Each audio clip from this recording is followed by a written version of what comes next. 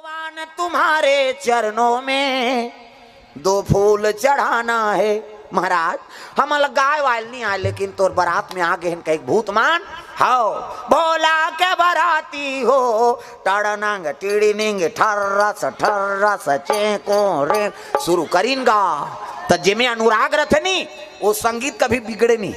हाँ वो मन शुरू करते हमन संगीत वाला कह के धी ना कहाँ का ना धी ना नहीं चलने वाला।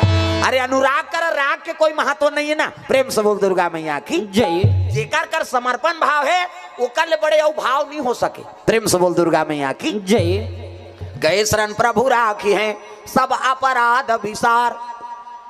जब का गलती ते सब ला क्षमा कर दे महाराज। मैं तोर शरण में कहवे ते कर ले बड़े औ तपस्या नहीं है दाई दादा। हाँ यही सब ले बड़े तपस्या है शरणागति। प्रेम से बोल दुर्गा मैया की जय। और भूतमान